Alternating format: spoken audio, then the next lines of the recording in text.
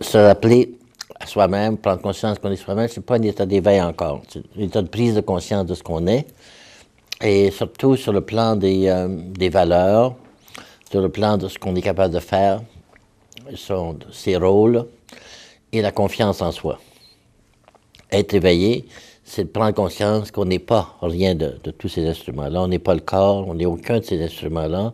On n'est pas le mental, on n'est pas l'apparence, on n'est pas les rôles qu'on joue. On est éternel et au-dessus de ça. Si vous voulez rester en vie, c'est toujours comme ça. Vous avancez, puis c'est toujours chaotant parce que la vie est comme ça. Il n'y a pas d'assurance, pas de certitude, pas de sécurité. Alors, dans la première phase, il faut être assez sûr à l'intérieur pour pouvoir aller plus loin. Si vous n'avez pas ça, vous êtes complètement détruit par les mouvements extérieurs. Ils sont tellement forts, tellement bien orchestrés. Mais après ça, si vous voulez aller plus loin, vous allez découvrir que c'est même en étant moi-même, c'est pas le moi le plus profond encore.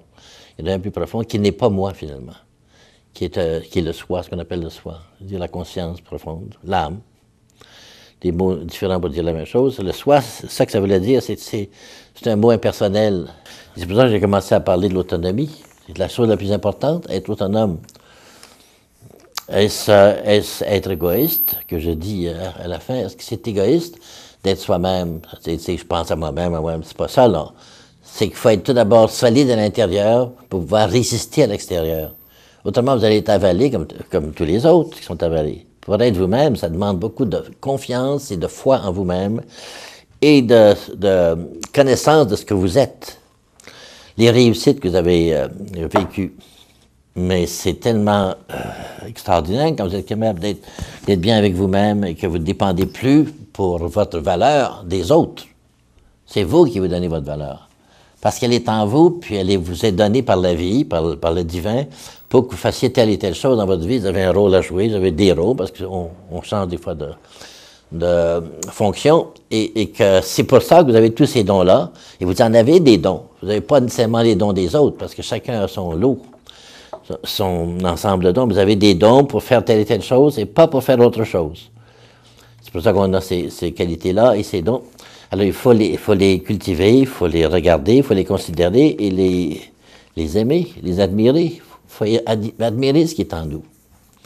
Ça a l'air très, je sais pas, vaniteux, mais s'aimer soi-même, c'est pas de la vanité, c'est reconnaître que ça vient pas de vous. Vous êtes là, mais c'est quoi vous avez fait pour obtenir ça? Rien. C'est là.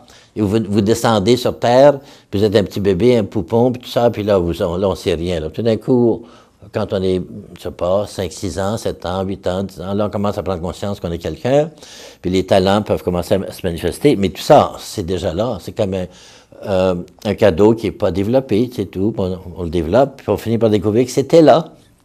C'était là en nous, d'avance, parce qu'on l'avait choisi dans l'autre monde, dans le monde de la lumière. Et voilà, je vous remercie.